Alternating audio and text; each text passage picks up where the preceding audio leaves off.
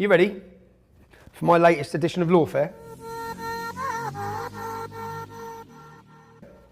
We all know I've been given a court date for July 29th where they want to send me in prison for 2 years.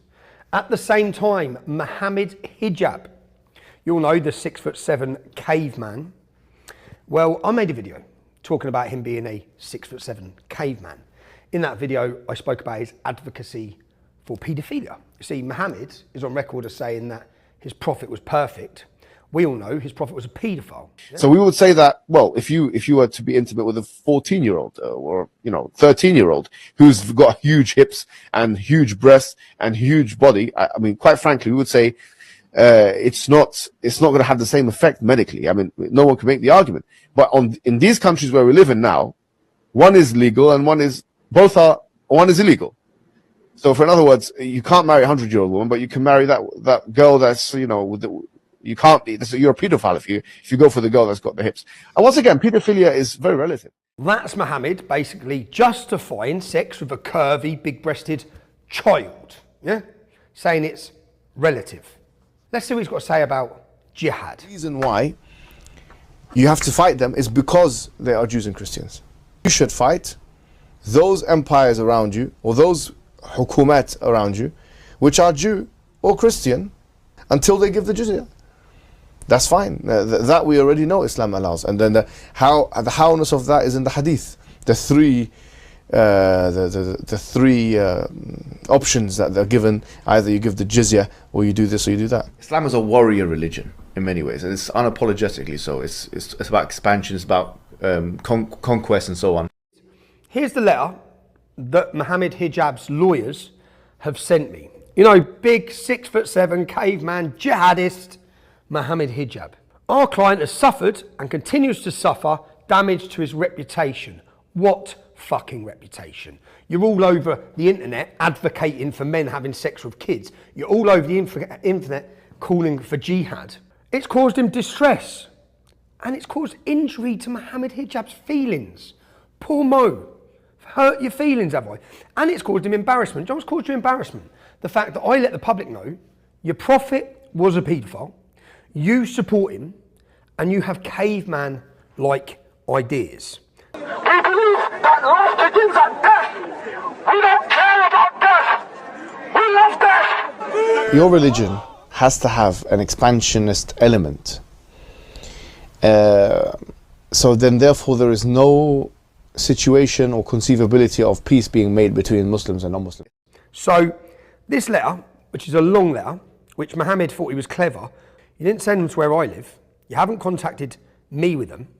But Mo, if this was an act of an attempted intimidation of you trying to let me know where my family members are, Muhammad Nabil Hijab, that's your name, it's not Muhammad Hijab, is it? Born on the 5th of the 10th, 1991. You live in flat number 4, okay? Took me 12 hours.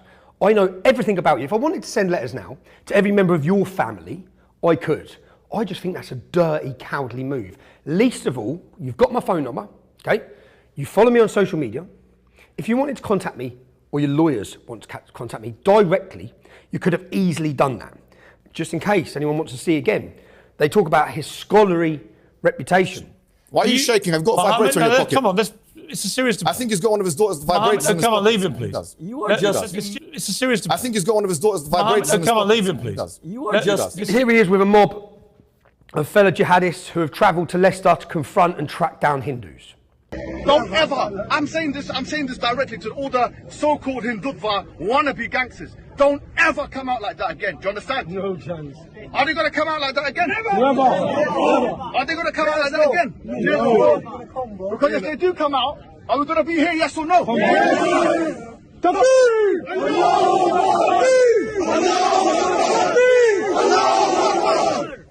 Here he is threatening to murder someone's dogs. However, when those Zionists came in with their dogs, that was an act of provocation. So what we're saying now, and I'm making it very clear so everyone understands, if those dogs come close to us again, we will see it as an act of aggression, and we will kill those dogs. We'll put them down. Here he is running through the streets with a gang who are calling for Jewish blood. What's some Jews there? You want the Zionists, you want the blood? So Mo, my message to you and to your Muslim law firm who have contacted me.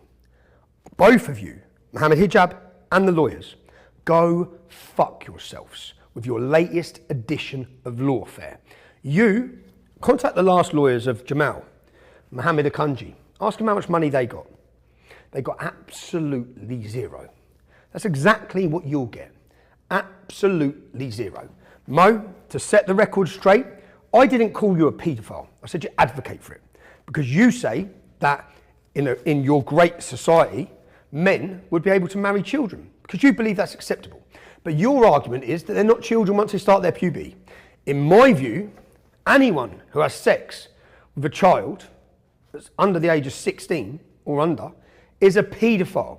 My view, just to set the record straight in case there's any confusion, Mohammed, your prophet was a filthy paedophile. So I'll finish this on your latest edition of lawfare I couldn't give a shit about. And to anyone else, in case there's a mistake, yes, I call Muhammad Hijab a caveman. His ideas are that of a caveman, barbaric, backwards, and strange. So Mo, have a good day.